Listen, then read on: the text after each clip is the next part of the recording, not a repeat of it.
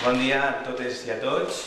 Avui el motiu d'aquesta roda de premsa no és altre que valorar l'arxivament per part de Fiscalia del cas Robert, que cal destacar que no és en cap lloc una sentència ni absolutòria ni candidatòria, estem parlant d'un arxivament per part del fiscal de Castelló.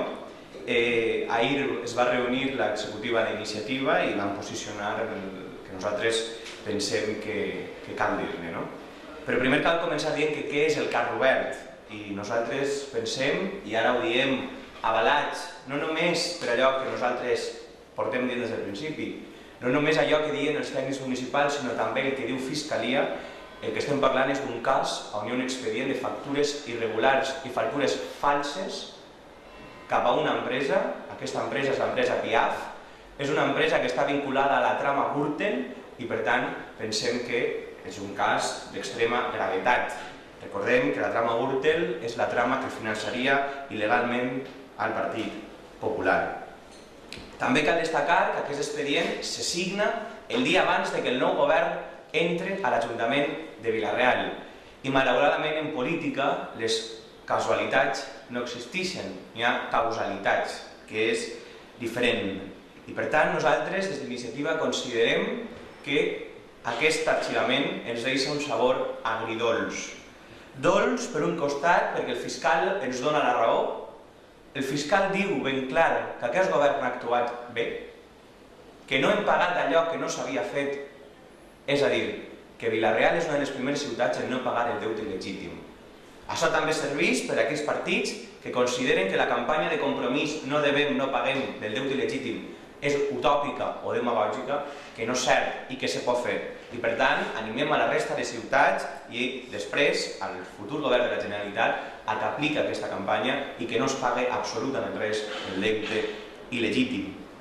I per tant dic un sabor dolç perquè l'Ajuntament de Vila-real no ha pagat 100 milions de pessetes en factures falses i en factures irregulars.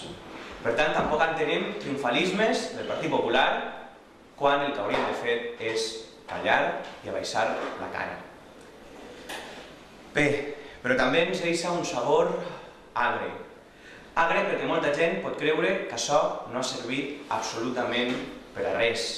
Hi ha moltíssima gent que pensa que aquests anys de lluita, una lluita que no ha estat fàcil, quan els xicotets anem contra els grans mai és fàcil, no ha servit per a res. I per això, i després de la reunió d'ahir, si volem animar a la gent ha d'empoderar-se, la gent no pot continuar frustrada, la gent ha d'indignar-se i la gent ha de dir-ne prou. Ja n'hi ha prou d'impunitat, tenim massa pantojes, tenim massa infantes, tenim massa urdangarins i per tant, així ja n'hi ha que dir-ne prou i n'hi ha que anar fins al final. Nosaltres, i considerem que el fiscal ho deixa ben clar, no tenim altra opció que continuar en aquesta batalla. Una batalla contra la corrupció, una batalla per la transparència. I esperant la reunió que tindrem amb el senyor alcalde i valorant els informes jurídics, ja dic que des d'iniciativa sí considerem que allò més recomanable ha de ser anar als tribunals. Ha d'anar als tribunals perquè la gent no entendria que mentre Fiscalia arxiva el cas de les factures irregulares de Vila-real, aunque reconoce que lo son, és a dir, mentre això és el que diu el fiscal, mentre deixen en clar que hi ha factures falses, factures irregulars i algunes que clamen el cel, quan una seu de la policia local no està acabada i volen cobrar una factura de 290.000 euros quan ne val 21, així hi ha responsabilitats. I hi ha responsabilitats, primer, polítiques, i nosaltres considerem que també ha d'haver-ne judicials. I per tant, així sí que és cert que nosaltres discrepem del que diu el fiscal, que és una qüestió administrativa, ¿no?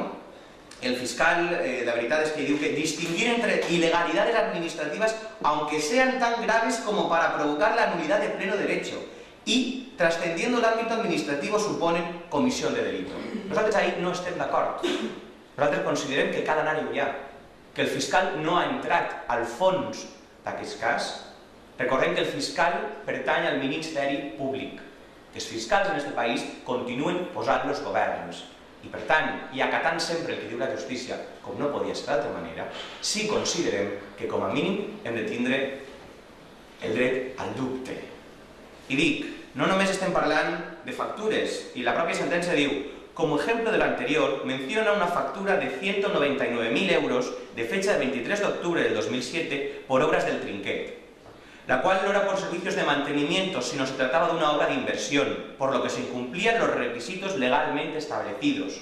Y lo mismo ocurre, afirma la denuncia, por las obras de remodelación del segundo piso del Ayuntamiento por un importe de 166.814 euros. I clar, així nosaltres diem, si el fiscal resulta que arxiva, perquè diu el govern de la Real té raó, això s'havia fet mal, però van tindre la sort que van entrar a governar uns altres i per tant no se va pagar. Això és el que diu el fiscal. No, si teniu raó, si les factures eren falses, les factures eren irregulars, però afortunadament en Vila-real va haver un canvi de govern i això no se va pagar. Això és el que diu el fiscal, no diu una altra cosa. Però més enllà diu, i aquestes factures no parla, perquè nosaltres en el 2007 no estàvem. I nosaltres volem saber què va passar en el 2007.